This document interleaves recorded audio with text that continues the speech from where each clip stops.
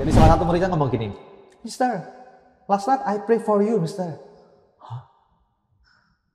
Saya benar-benar gak percaya karena saya pikir, ya terlepas dari apakah memang sesungguhan mendoakan atau doanya seperti apa saya kurang tahu. Bagaimana mungkin seorang anak kecil itu mendoakan saya gurunya, yang bahkan saya tidak memberikan hati saya sepenuhnya untuk mereka begitu.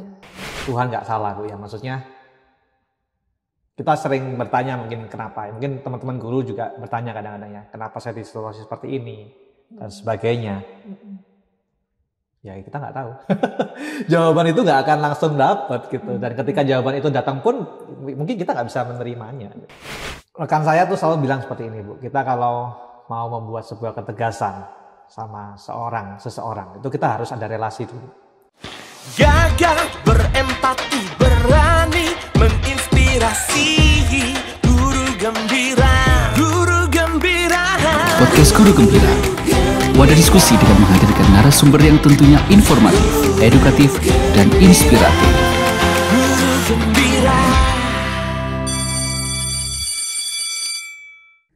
Hai Guru Gembira, kita di episode 5 sekarang. Dan inilah podcast Guru Gembira. Guru yang gagah, berempati, dan berani menginspirasi. Bersama saya, Sinto, dan saya masih terus ingin menyampaikan bahwa podcast ini kita ingin membuatnya supaya semua guru-guru ini menjadi gembira. Khususnya setelah masa pandemi. Bangkit lagi, mari kita rayakan kegembiraan ini. Yang kedua, kita ingin juga melalui podcast ini ada sebuah kebanggaan. Guru itu profesi yang membanggakan, yang tidak ada duanya menurut saya ya. Kita harus bangga dan menjadi teladan di dalam segala sikap dan tutur kata kita. Dan ke depan saya ingin melalui podcast ini kita bisa punya komunitas sekolah, komunitas guru gembira yang mewarnai masyarakat di Indonesia. Topik yang kelima kali ini adalah sangat menarik ini ya. Guru yang mendapatkan hatinya kembali. Waduh, ini membaca tulisan Parker Palmer ini bisa dak-dikduk gitu ya sebagai guru ya. Beliau mengatakan demikian, dua hal ya yang saya intisarikan. Sebagai guru itu seharusnya terjadi interconnected gitu ya. Keterhubungan antara guru itu dengan dirinya, guru itu dengan mata pelajaran yang diajarkan, dan guru itu dengan siswa yang diajar. Namun tidak bisa dipungkiri, untuk membuat interconnected keterhubungan itu enggak mudah. Karena setiap hari guru ini akan dihadapkan pada kerapuhan, pengalaman yang bisa membuat dirinya kelepek-kelepek gitu tadi ya. Jadi tidak mudah untuk bertahan dengan begitu. Yang kedua, Parker Palmer mengatakan, ketika situasi kondisi di sekolah itu hanya menyorot sisi eksternal dari guru itu, ya akademiknya atau kemampuannya, skillnya hanya itu saja, dan guru itu sendiri juga hanya bekerja memenuhi tugas tanggung jawabnya secara rutin pagi, siang, malam itu saja tanpa terkoneksi dengan suara hatinya, dengan mata pelajaran yang diberikan dan dengan kondisi siswanya. Di saat itulah guru ini kehilangan hatinya. Itu kata Parker Palmer ya. Nah, mari sebelum kita ngobrol gimana kisah highlight yang dikatakan oleh Parker Palmer ini ada di dalam sosok guru gembira bersama saya. Mari kita panggil dulu nih tamu kita kali ini. Halo, Mr. Yan. Halo Bu Sinto. Wah, saya baru bertemu ini, yang lalu kita lewat telepon, tapi lihat senyumnya ini meneduhkan. Pantes ini siswanya jadi lengket. Gitu ya Bu. Iya. Senang sekali Mr. Yan ya. Melihat guru-guru muda yang punya energi semangat yang seperti ini saya kagum. Ya. Tapi kita lihat dulu nih, siapa sih Mr. Yan ini? Yuk kita lihat. Nama lengkapnya ini, Yan Samuel Rizky Trusulo. Ya, saat ini beliau adalah guru dan wakil kepala sekolah bidang kesiswaan di Mawar Syarung Christian Senior High School. Ya. Nah, ini guru yang saya beri judul guru yang menemukan dirinya kembali, menemukan hatinya kembali. Beliau ini alumni dari Universitas Pelita Harapan, majoring in Economic Teachers Education, ya. Dan saat ini sedang menempuh Magister Manajemen Persekolahan di Universitas Krida Wacana, Jakarta, ya. Kalau dari referensi, masukan, cerita teman-teman ini, dan beliau ini adalah pekerja keras, ya. Tapi komunikatif, ini perpaduan yang jarang. Biasanya kalau pekerja keras itu lebih self-centered, ya. Ini pekerja keras, komunikatif, multi-talenta, dan punya kepedulian besar untuk ingin berdampak bagi generasi muda. Nah, ini visinya ini ya. Saya senang sekali melihat Mr. Yan ini memiliki visi sebagai seorang pendidik membagikan sebuah warisan, ya. Being legacy bagi generasi muda, agar generasi muda ini bisa meneruskan misinya menjadi garam dan terang bagi komunitas dimanapun mereka berada nantinya untuk memuliakan nama Tuhan. Keren ya. Nah, ini Mr. Yan ini mencoba memberi warna pada hidup muridnya ini lewat teater. Wah, ini kelihatan di sini ya pengalaman beliau nih. Pasti senang muridnya ini, ya, menjadi satu pengalaman yang berbeda. Lanjut. Ini juga sisi yang lain yang digemari oleh Mr. Yan ini. Beliau cerita nih, mengawal sebuah leadership training ya, Boys Brigade ya, dan membuat mental kepemimpinan itu bisa nyambung gitu ya dengan skill dan konten mereka, kognitif mereka bisa berjalan beriringan. Ini bersama murid-muridnya ya. Ternyata ngajarnya nggak main-main ini. Ya sejarah, ya geografi, ya komputer, dan bahasa Inggris, dan masih ekstrakurikuler itu yang saya katakan multi talented. Ya. Itu Mister, waduh, saya bisa terkoder-koder ini melihat ini ya, kok bisa ini ya. Nah, saya yang tertarik itu drama tadi, ya. Karena kalau saya sih senang di musik ya. Saya berusaha mewarnai, kalau saya ngajar saya kasih warna musik karena saya orang yang di musik. Tapi kalau Mister ini kan berarti di drama. Coba Mister peragakan sedikit gitu. Ya, gimana Mister ketika bermain drama atau sesuatu adegan yang teringat, yang menjadi sesuatu yang berkesan. Oke, terima kasih sebelumnya Bu Sinto sudah mengundang saya. Halo semuanya. Saya peragakan ini sebuah adegan waktu saya tampil di penampilan terakhir di universitas, begitu ya. Oh. Ternyata saya semakin ganteng sekali. Tabib, mari ke sini. Kita rayakan kegantengan saya. Kurang lebihnya begitu. Keren. Nah, ini biasanya anak muda seneng gitu ya kalau udah kayak gitu itu ya. Itu kesempatan mereka juga untuk self therapy ya. Ya, mengekspresikan diri sih Bu ya. Mengekspresikan diri ya. Dan kadang-kadang kalau di psikologi itu ada namanya sosiodrama, psikodrama. Jadi melalui drama, jadi misalnya dia justru ada masalah nih sebagai anak paling kecil gitu ya. Dia selalu dibanding-bandingkan, dia selalu misalnya dia menjadi korban gitu ya. Dan dia diberi peran di mana sebaliknya. Gitu. Ya, itu ada begitu ya? Ada begitunya Bu.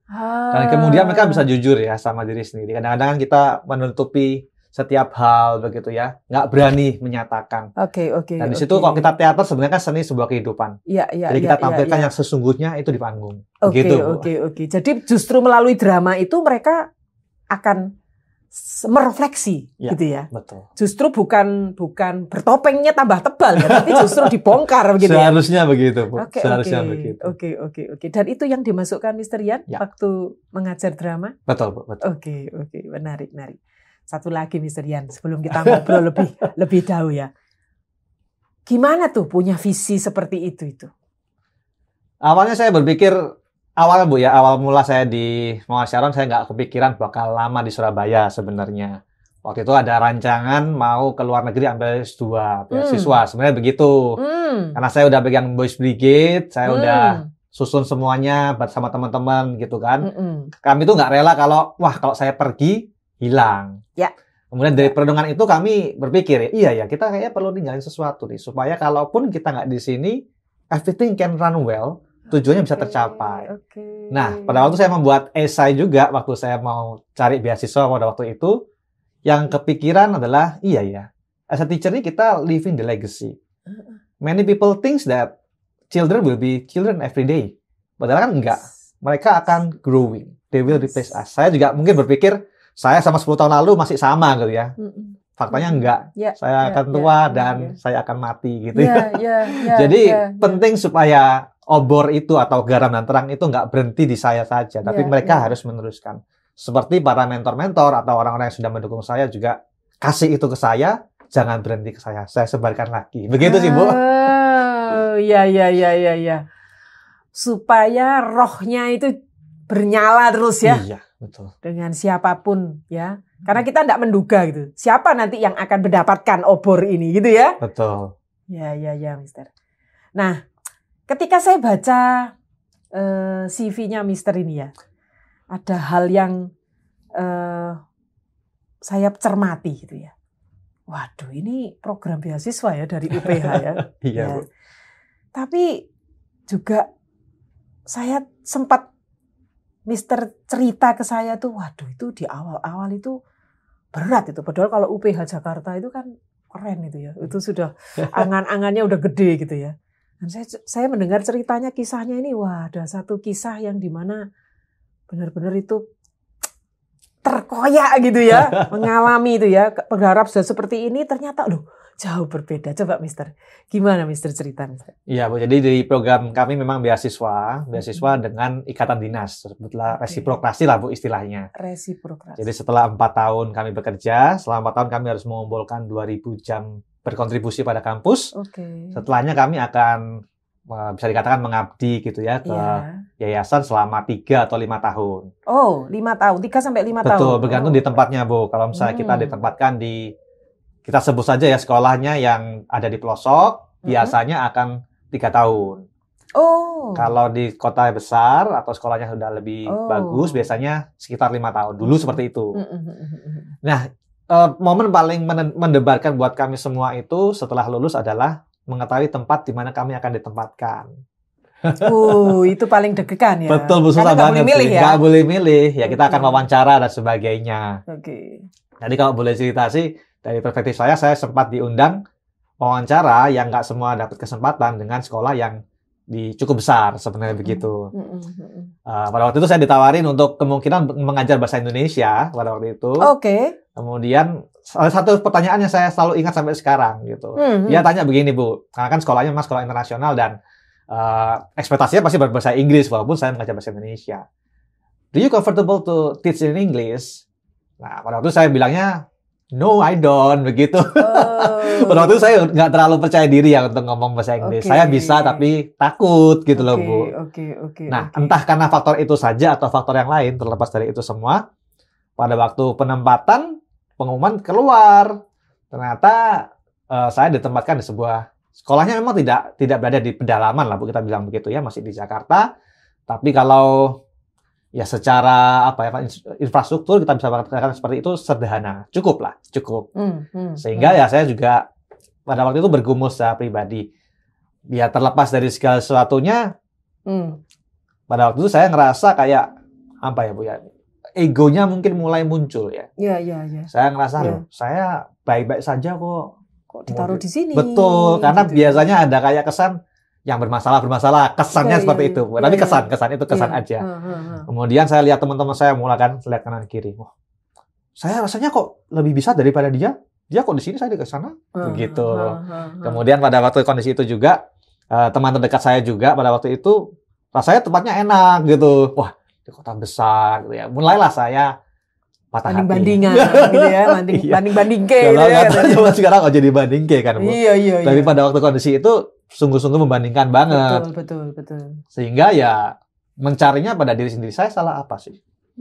Saya mesti gimana lagi sih? Nah, itu sehingga pertanyaan kenapa itu sebuah pertanyaan yang berbahaya kan, Bu? Karena nggak pernah ada jawabannya. Betul. Apakah yang ditanya Tuhan misalnya seperti Oh, itu ya, Bu ya? Iya. Nggak ada jawabannya. Betul. Mau tanya yayasan juga nggak bisa. Iya. Sehingga ya ketika mungkin melihat teman-teman lain mendapatkan fasilitas yang seakan-akan lebih begitu ya, kemudian ke tempat yang seakan-akan terlihat mata lebih oke, ya ada sisinya down bahwa ya mungkin saya melakukan kesalahan, tapi seberapa parah sih gitu. Nah, Terus? tapi ya harus dijalani kan Bu. Harus ya. Life must go on. Sampai di titik akhir saya mungkin berharap, wah, mungkin siapa tahu ada miracle gitu ya, berubah gitu ya. Nggak ada ya. Tuhan tidak bekerja dengan cara yang selalu kita harapkan begitu. Dan sudah saya akhirnya pergilah ke tempat itu. Saya tuh kuliah seperti tadi Ibu sampaikan, saya kuliah kan di pendidikan ekonomi. Tapi pada waktu penempatan saya itu ditempatkan di SD mengajar bahasa Inggris. Itu sesuatu yang cukup surprising. Beda Bu, beda banget. Dan saya nggak pernah punya pengalaman untuk mengajar bahasa Inggris, apalagi di SD. Betul. Dulu tuh saya mungkin lebih prepare untuk mengajar bahasa Indonesia sebenarnya. Nah, mulailah saya menjalani kehidupan di sana. Karena saya mulai dengan hati yang berat dan hati yang bertanya-tanya, dan jawaban itu nggak kunjung datang. Perubahan pun yang saya ekspektasikan nggak datang-datang. Pergumulan itu saya harus bawa akan ke kelas. Ketika saya mengajar, ya I do it. Saya melakukan, nggak mungkin saya nggak melakukan. Saya melakukan di sana, saya mengajar dengan apa yang saya bisa.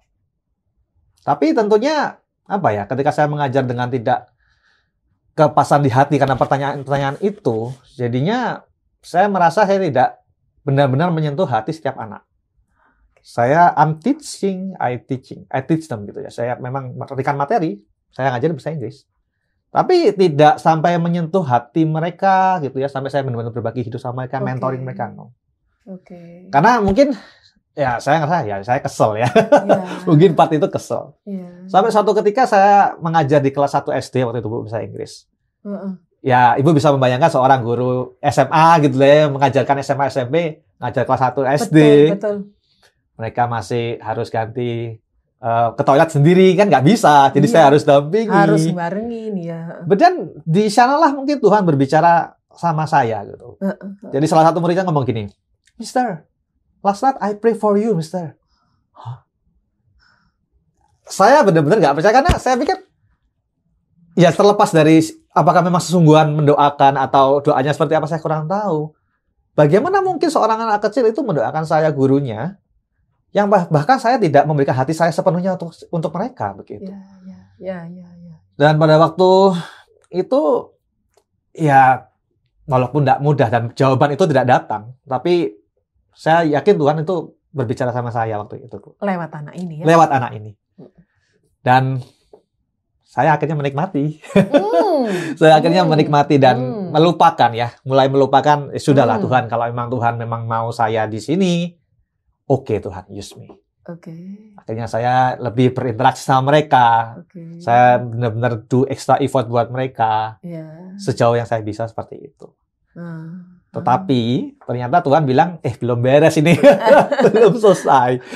Jadi saya itu menjelang akhir di tahun ajaran.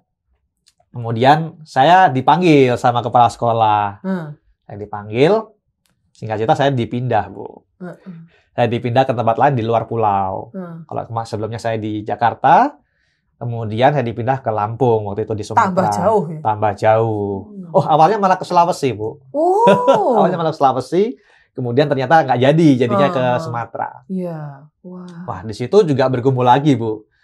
Mungkin dealingnya sama Tuhan begini ya, Tuhan suruh saya di sini, saya udah lakuin loh, saya udah accept loh, saya udah rencanain loh Tuhan. Tahun depan tuh perbaikan rencana saya gimana supaya bisa memperbaiki pengajaran saya. Gitu. Ternyata kok saya dipindah, salah apa gitu lagi, pertanyaan sama lagi, Bu ya. Salah apa sih Tuhan gitu.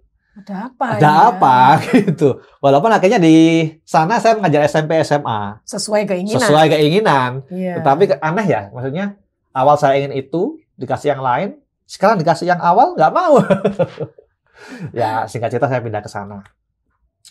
Ternyata Tuhan bekerjanya beda ya. Maksudnya manusia mungkin saya cuma bisa melihat pada waktu itu dengan apa yang saya lihat dengan mata.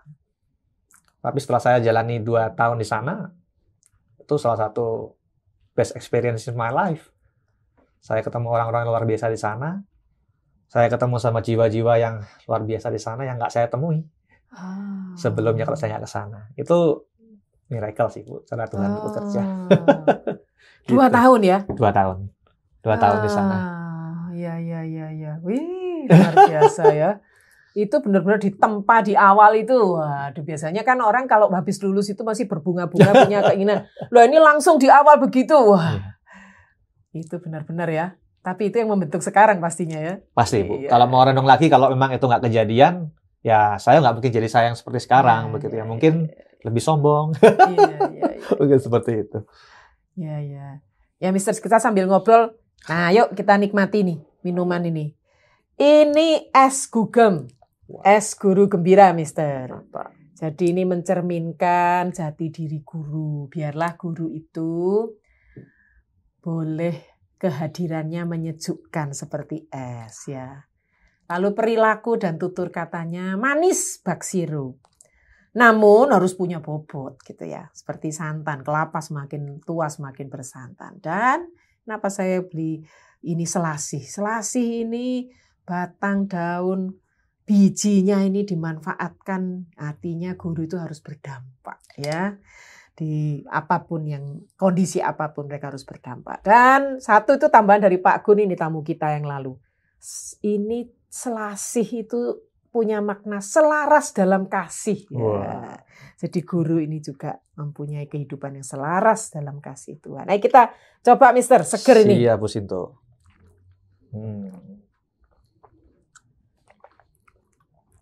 Nikmat sekali Bu. Enak ya Mister ya? Mantap Bu. Nah, lanjut ini ya. Siap. Ketika di Lampung, nah itu kan titik baliknya ya. Apa yang terjadi sehingga ngalamin titik balik ini tadi? Tentunya nggak gampang, nggak langsung berubah gitu Bu ya. Iya kan? Pastinya. Di sana kami naik travel tentunya dari Jakarta ke Lampung. Di sana kami ke kosan yang akan saya tinggali di sana. Kondisi kosannya kotor banget. Bukan kosan sih, kontrakan Bu ya.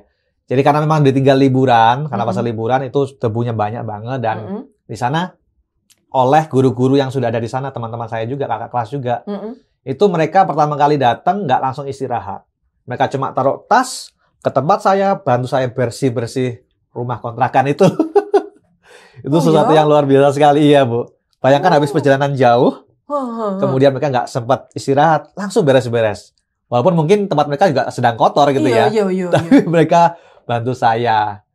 Gitu. Itu satu kesan pertama yang bagus sekali Bu ya. Oke. Kemudian di sana saya akhirnya mengajar SMP dan SMA. Nggak mudah juga, nggak akan mudah. Saya dikira selalu marah-marah Bu di sana. Jadi murid-murid saya, mungkin karena aksen Surabaya, saya kurang tahu juga ya. Atau mungkin karena alis saya juga kurang tahu. Jadi, ya, terus suara saya juga mungkin kencang. Mereka itu berasumsi bahwa kenapa sih guru ini kok marah-marah? Padahal saya ngajar gitu, saya ngajar biasa, mereka anggap marah-marah. Dan tantangan pertama itu ada salah satu murid di kelas saya yang gara-gara saya seakan-akan begitu, kemudian dia ngambek Bu, nggak mau sekolah. Jadi kami waktu itu ya setiap proses ya. Akhirnya kami datangin ke rumahnya, kita ngobrol sebenarnya ada masalah apa sih? Ternyata ada masalah yang di luar saya, tapi juga ada faktor saya juga. Ketika kami udah rekonsiliasi, dia sempat kembali, tapi akhirnya dia sayangnya memutuskan untuk tidak lanjut lagi di sana. Kemudian yang lain, saya pada waktu jadi wali kelas juga di kelas 11 IPS. Kami punya relasi yang baik sih akhirnya. Akhirnya mereka kenal lah bahwa saya nggak marah-marah di sana. Dan luar biasa di sana, padat sekali sih Bu yang buat saya mengajarnya banyak hal pada waktu itu. Selain geografi, saya juga ngajar komputer, bahasa Inggris, dan ekstrakurikuler. Wah itu, waduh banyak sekali. But then happy. somehow happy ya? Somehow happy Bu, somehow. Happy-nya karena saya lihat ada mata-mata dari anak-anak ini yang beda Bu. Maksudnya, saya tahu mereka punya potensi. Tapi karena sistem dunia ini, atau mungkin banyak orang lain yang melihat mereka meremehkan mereka nggak berani bersinar. Sehingga pada waktu saya ketemu sama mereka, yang saya ingin tanamkan sama mereka, enggak loh. Kamu punya kesempatan yang sama. Kamu punya peluang dan kamu bisa. Ayo, jangan kalah sama dirimu sendiri aja. Dan ketika sebutan di teater itu sendiri itu kan sebuah kesempatan buat mereka bisa berani gitu Bu. Dan beberapa dari mereka beneran malu-malu waktu di kelas. Ya, jadi sisi menyenangkannya di sana. Karena padat, tapi interaksi sama siswa sangat tinggi sekali. Iya. Walaupun kultur juga ada perbedaan ya. Ada perbedaan Beda dan ya? mirip, Bu. Ada yang imigran dari Jawa, tapi juga ada dari orang Lampung asli. Orang Lampung asli mirip sama kita untuk ngomong keras ya. Oke. Jadi ya mungkin sama saya agak sedikit oke, karena kan secara ngomongnya mirip mungkin Mirip begitu ya. gitu ya. Dan di sana kepala sekolah juga sangat mempercayai saya gitu ya. Jadi dalam arti saya diberikan banyak kesempatan buat pimpin ini, pimpin itu.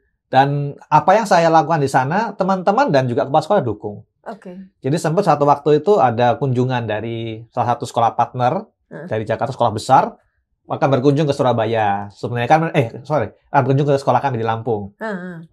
Mereka kan konsepnya sebenarnya kayak service learning, Bu, mau kayak community service begitu. Iya, iya.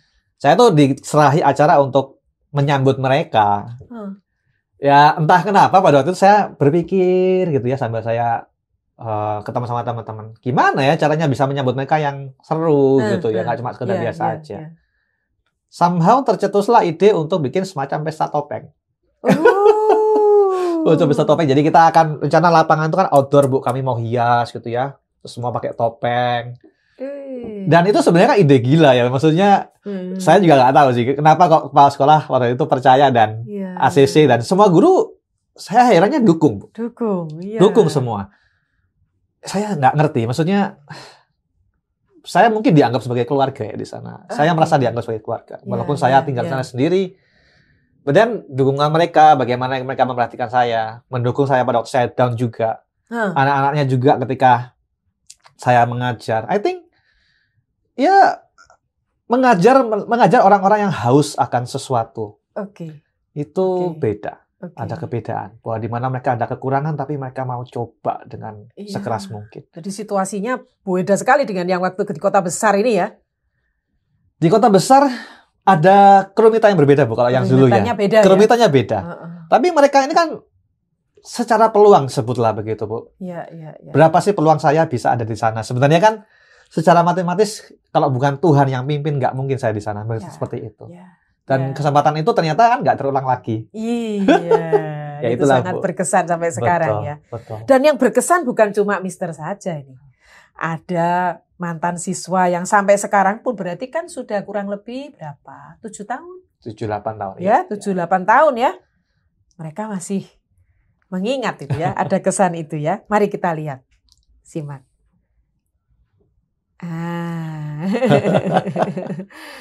Ini udah lulus kuliah nih ya? Iya. Yudis. Yan Samuel Rizky. Langsung dipanggil. Atau kita semua biasa akrab memanggilnya Mr. Kiki. 8 tahun yang lalu, ia sempat menjadi guru dan wali kelas saya. Ia mempunyai kepribadian yang baik, tegas, humoris, dan perhatian terhadap anak-anaknya, sehingga ia akrab terhadap kami semua. Dengan ciri khas mengajarnya, kami semua dapat lebih paham dengan apa yang disampaikannya.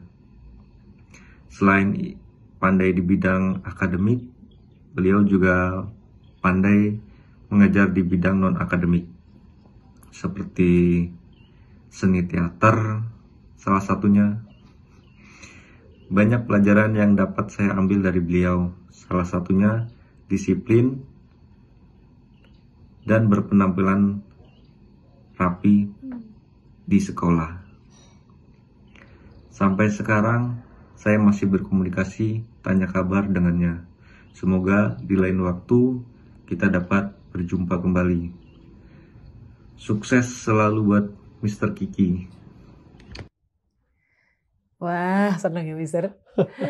Ini merayu dia ini nggak mudah. Dia bilang, saya nggak biasa ngomong di depan. Ini saya biasanya dia di belakang. Di belakang, ya.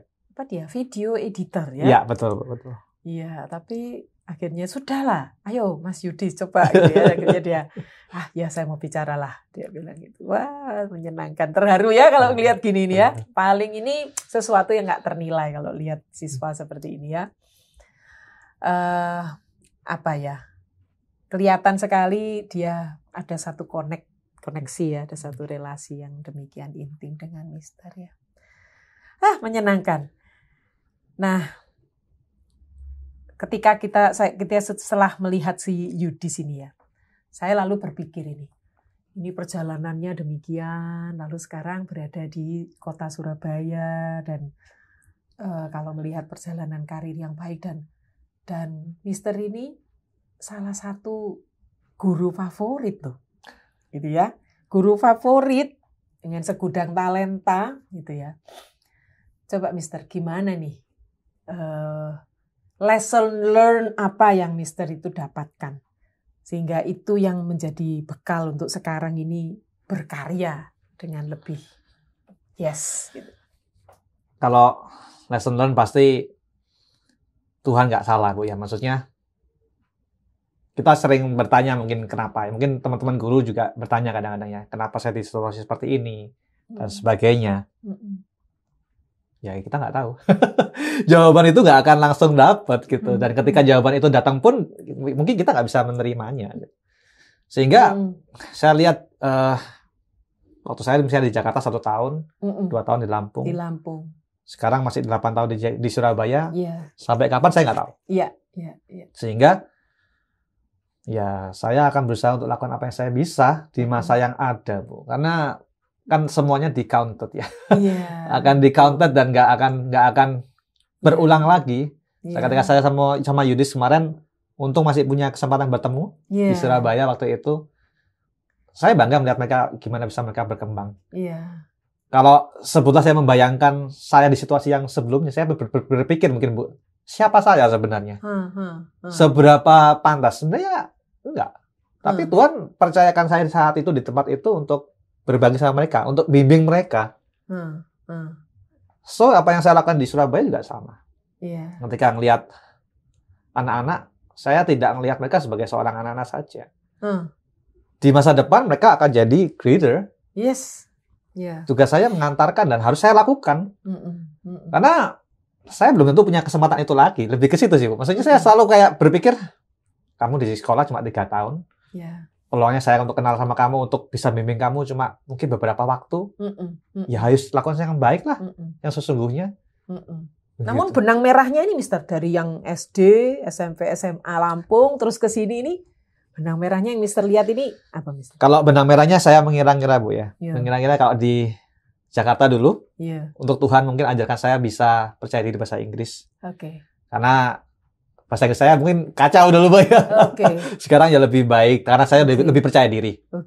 Kemudian kayaknya kalau di Lampung saya akan diajarkan sama Tuhan untuk rendah hati ya. Bahwa siapa saya. I'm no one. I'm no one without him. Dan ketika saya di sini pun, ketika dipercayakan saat ini di posisi yang sekarang pun juga bertanggung jawab saya pikir Tuhan yang memberi. Ya saya lakukan apa yang saya bisa lakukan. Dan kiranya saya nggak diberikan kesombongan Ibu. Maksudnya saya tetap bisa rendah hati, saya tetap bisa melihat bahwa ini semua karya Tuhan ya. Sehingga ketika mengajar anak-anak pun juga jadi dengan kasih Bu, bahwa saya dulu pernah di posisimu loh. Saya cuma lebih duluan aja. Bukan saya lebih pinter nih. Saya cuma lebih duluan aja nih. Ayo, sini saya kasih tahu gimana caranya. Iya, Mister, menarik. Dan ini Mister, dengan berbagai banyak mata pelajaran, ini yang saya pengen tahu. Itu memang diminta oleh supervisor, dalam hal ini atasan, ayo. Karena biasanya gitu ya. Kalau bisa satu guru bisa ngerangkap semua, why not gitu ya. Biasanya kan begitu.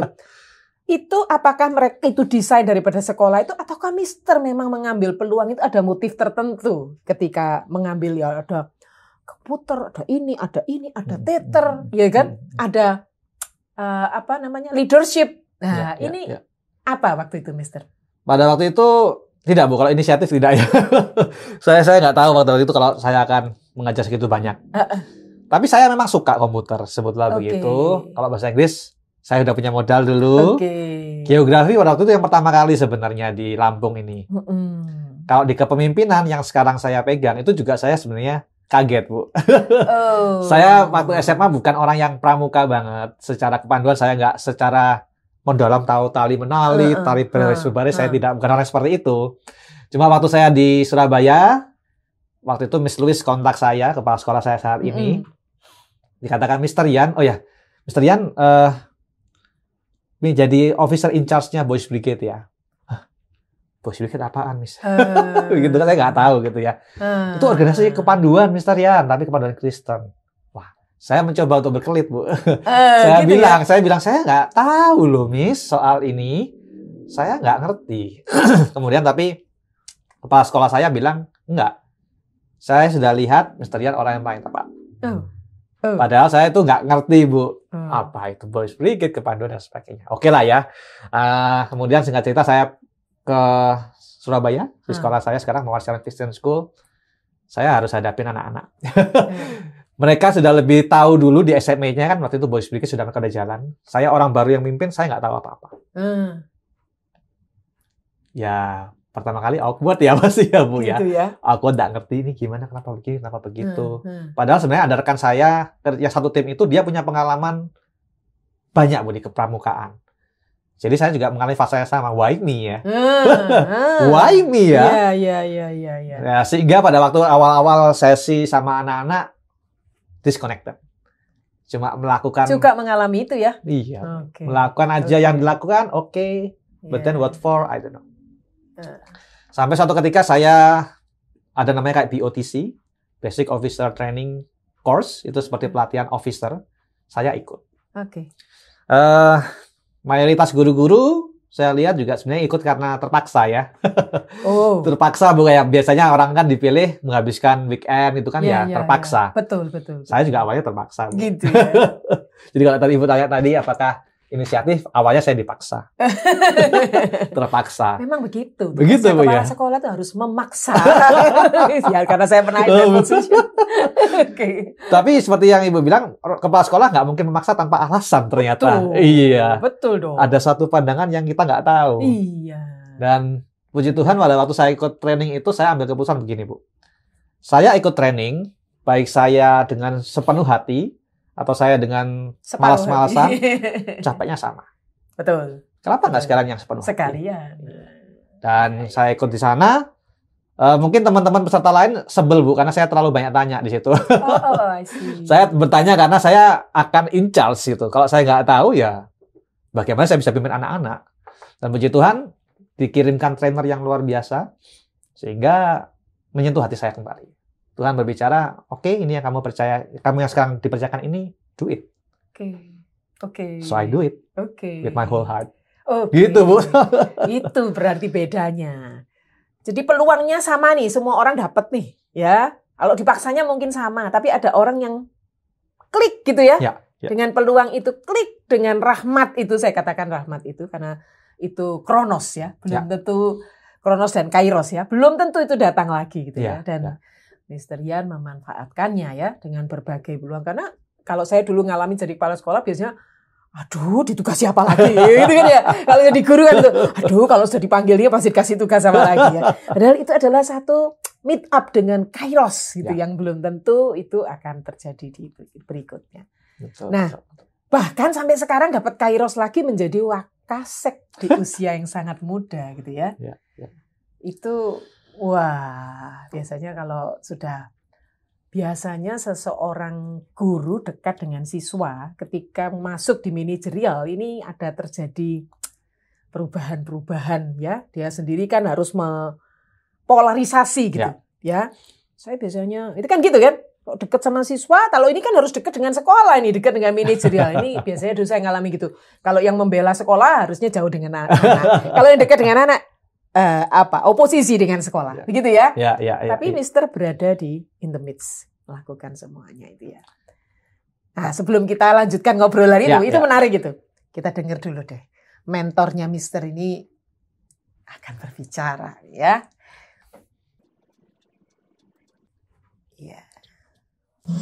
Shalom. Mengenal seorang Yan Samuel Rizky. Mr. Yan adalah seorang pribadi yang konsisten.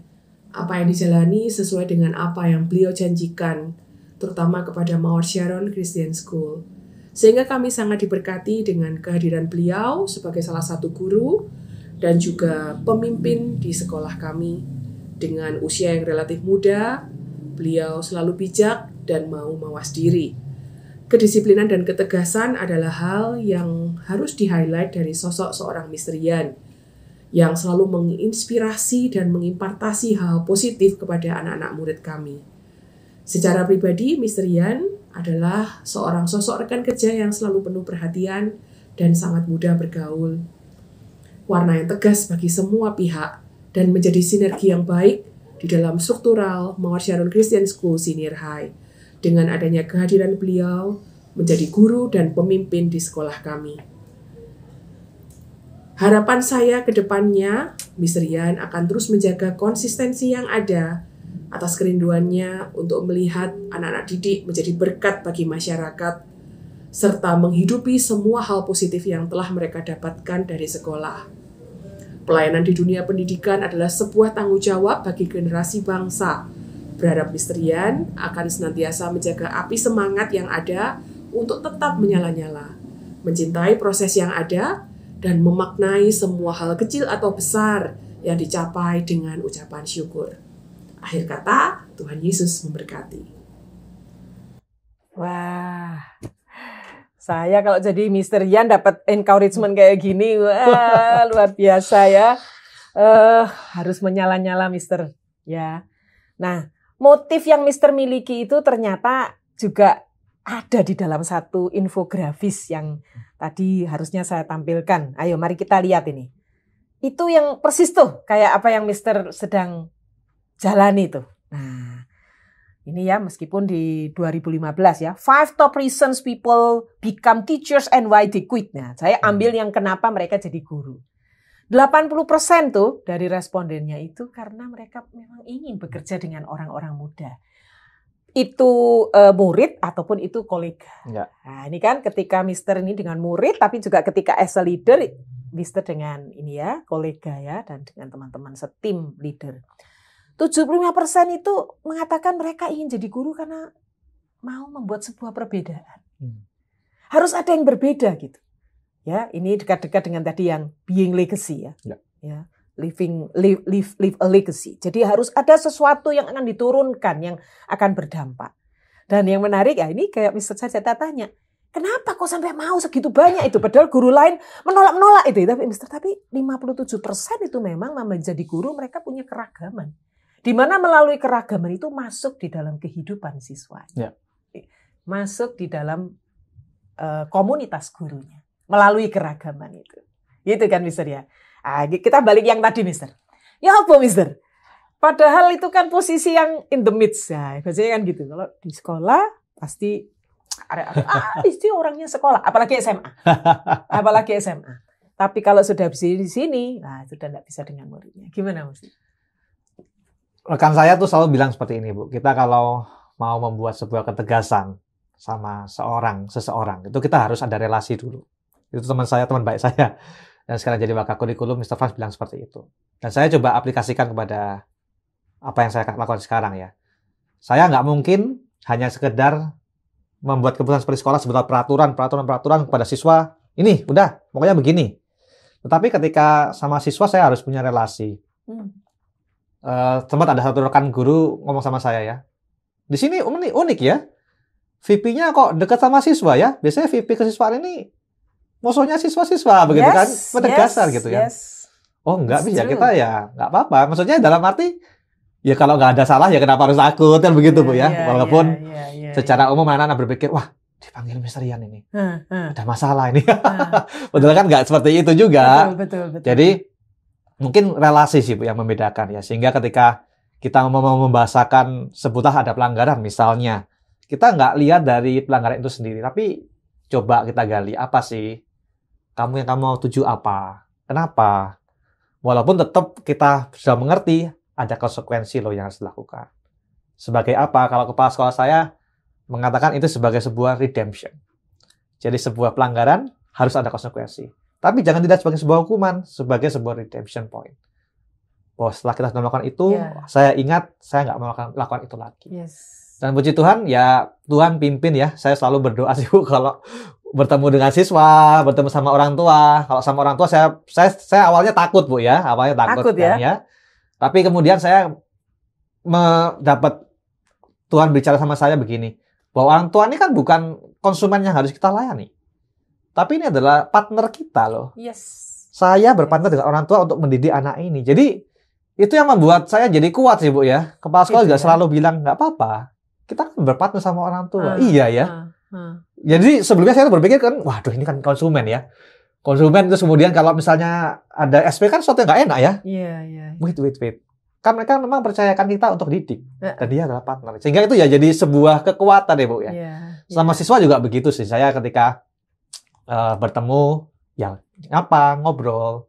Beberapa pertanyaan yang saya sering tanyakan pada mereka adalah, are you happy? Walaupun happiness bukanlah tujuan hidup, tapi apakah ketika mereka menjalani dan mengejar mimpinya, mereka menikmati nggak? Atau ternyata mereka sebenarnya nggak happy? Nah, berarti kan ada sesuatu yang kosong, Bu. Ya, biasanya disitulah kemudian kita cita-cita soal Tuhan ya. Gimana dan sebagainya. Apa kok nggak happy?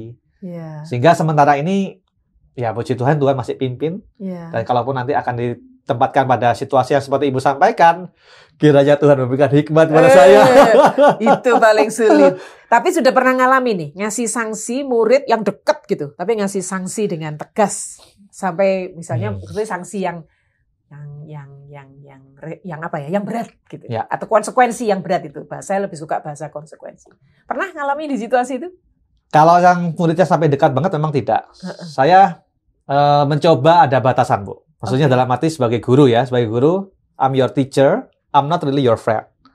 Sehingga kalau sampai sedekat banget enggak. Tapi pernah Bu ada, ya memang kita satu kelompok kecil. Dulu di sekolah kami kan ada kayak kelompok kecil namanya kelompok Growing Stronger. Itu kita sering ngobrol. Kemudian dia kena case. Dan ya saya tahu perspektifnya dia bahwa dia mungkin merasa dia tidak salah. Ya sudah, tapi nggak apa-apa. Ya berat tapi ya buat kebaikan. Buat kebaikan. Saya pernah baca buku juga kalau kayak kita punya anak misalnya. Betul. Anaknya sakit, saya don't want to drink the medicine. Kalau orang tua yang baik menurut anaknya mungkin ya jangan dikasih. Tapi we know this is for goodness. Udah makan. Ya mungkin seperti itu sih ya. Wah, luar biasa. Itu yang harus dimiliki. Tapi memang benar itu. Biasanya adalah waduh kasih ke siswa itu ditakutin gitu ya. Kalau konselor itu kan yang temannya para siswa ya. Tapi ini bisa menunjukkan satu pola yang ya in the middle ya. Jadi be fair, be objective. Sekarang saya masuk di bagian yang lebih dalam adalah di keluarga.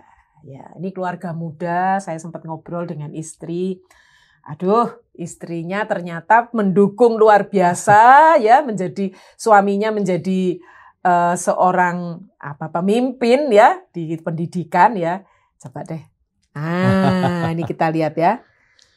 Yan dan Ivana sehati memimpikan generasi muda yang lebih baik ya, Mr. Yan ya. Nah, Miss Ivana ingin menyapa Mr. juga. Silakan. Ya. Halo semuanya. Perkenalkan, nama saya Ivana, saya istri sekaligus sahabat dari Mr. Yan. Kami bertemu pertama kali dalam sebuah acara kepanduan Kristen, yaitu Boys Brigade. First impression saya mengenai Mr. Yan adalah Mr. Yan merupakan seorang yang sangat berkarisma. Saya bisa merasakan sosok kepemimpinan yang luar biasa dalam diri Mr. Yan. Selain itu, seiring dengan berjalannya waktu, saya juga merasakan Mr. Yan adalah orang yang sangat berintegritas. Dia juga adalah orang yang sangat tulus dalam mendidik murid-muridnya. Dalam menjalani panggilan sebagai seorang guru ataupun pendidik, tentunya sama seperti profesi lainnya, ada banyak tantangan yang dihadapi. Kami beberapa kali bergumul dan berdiskusi bagaimana menerapkan keadilan maupun kasih dalam mendidik murid-murid yang Tuhan percayakan. Namun bersyukur Tuhan terus memberikan hikmat bijaksana, dan kiranya Tuhan juga boleh terus memberikan kekuatan dalam menjalani panggilan menjadi seorang pendidik yang adil maupun mengasihi murid-muridnya. Dalam saat ini kami terus bergumul apa yang Tuhan rindu kami untuk lakukan untuk memaksimalkan potensi kami dalam menjalani panggilan kami di dunia pendidikan. Dan puji Tuhan saat ini Mr. Yan sedang mengikuti kuliah studi lanjut. Namun hal itu juga bukan hal yang mudah. Di saat yang bersamaan, kurang lebih bersamaan, Mr. Ian juga dipercayakan berbagai macam hal lain dalam pekerjaan maupun dalam perannya sebagai kepala keluarga. Hal itu pasti bukan hal yang mudah, bukan hal yang ringan, dan banyak pergumulan kekhawatiran lainnya yang dihadapi. Namun kami yakin dan percaya bahwa jika Tuhan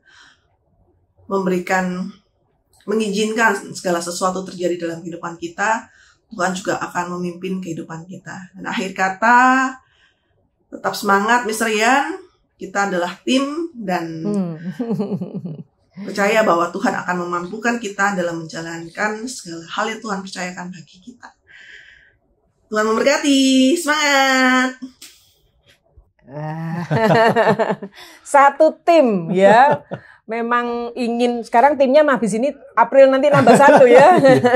Akan melahirkan. Kira-kira mimpinya nanti, ini kan keluarga muda saya Keris. Ini keluarga yang sama-sama ingin punya kerinduan untuk benar-benar masuk di dalam pendidikan ya. Karena itu adalah satu pintu untuk membawa satu perubahan dalam generasi selanjutnya. Mimpinya apa Mister untuk keluarganya? Iya, Bu Sinto. Sebelumnya saya mau acknowledge dulu bahwa apa yang saya bisa bicarakan, bahkan saya bisa berdiri di sini, bukan hanya seorang Ian saja yang bisa bawa ini. Maksudnya, ini semua ada kontribusi dari Tuhan, orang tua, teman-teman guru, para pemimpin-pemimpin saya, termasuk istri saya. Kalau nggak ada mereka, I think I will be different person. Benar-benar begitu. Sehingga kalau Ibu tanya soal mimpi, awalnya kami takut.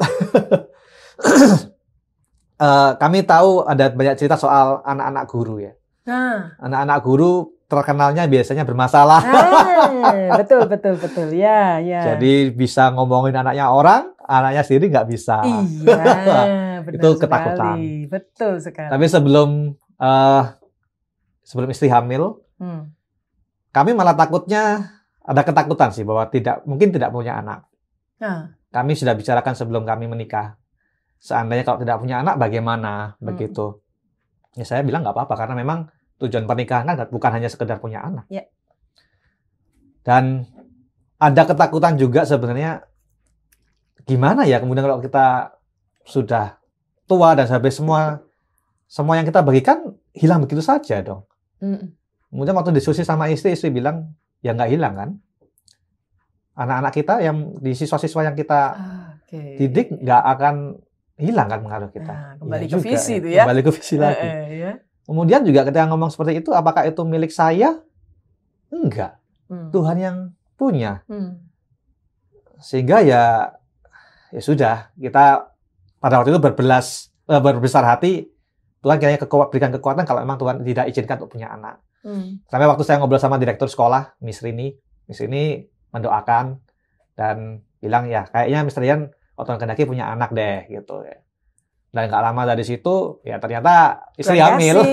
Tuhan kasih. Iya. Ya kalau Ibu tanya mimpinya apa, ya kami ingin didik anak ini menjadi anak yang takut akan Tuhan ya. Sesuatu yang nggak gampang. Sesuatu yang nggak gampang, apalagi maksudnya mungkin saya berpikir kalau anak-anak guru kenapa kok mungkin bermasalah, karena mungkin melihat orang tuanya di sekolah sama di rumah mungkin beda, atau sudah terlalu dekat jadinya beda. Saya masih belum tahu, mungkin Ibu kan punya pengalaman lebih banyak. Lebih pengennya anak ini nanti bisa menjadi terang, juga menjadi meneruskan nilai-nilai yang kami berdua jalani begitu.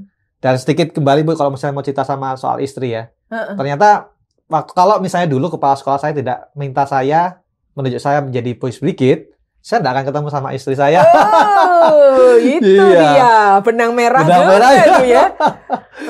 Walaupun juga banyak berkat Bu. Jadi visi ini juga nggak datang gitu aja. Maksudnya ketika saya di depan ngobrol sama anak-anak muda itu, ya mungkin semakin spesifik ya. Tuhan mungkin bilang sama saya, ya inilah kamu masih dipercayakan saat ini untuk ngobrol sama mereka. Iya. Ya selagi masih ada ya, sama juga sama anak saya nanti sama istri. Iya. Kita nggak akan, kami nggak akan muda selamanya, anak-anak kami nggak akan jadi anak-anak selamanya. Ya, Ya. kiranya Tuhan berikan hikmat ya Bu untuk Amin, bisa amin, dibimbing mereka amin, anak-anak ini. amin. Ya, kami takut sih. Iya. Lebih ya Tuhan pimpin. Iya, Tuhan akan mimpin ya. Iya. Amin, amin. Tuhan akan meneguhkan panggilannya ya sampai nanti ke anak cucu. Amin. Amin, ya. Wah, senang sekali ngobrol dengan Mr. Yan ini ya. Rasanya pingin masih menggali hal yang lain ya, tapi satu perjalanan yang sangat indah ya, sangat bermakna. Nah, sebagai penutup, saya ingin sekali Mr. menyampaikan ini kan tadi disconnected ini beberapa kali terjadi ya. Dan itu mungkin juga akan pasti nanti ya. Dengan berbagai peran itu, semakin berani menatap berbagai peran, Ya. semakin siap dengan disconnected.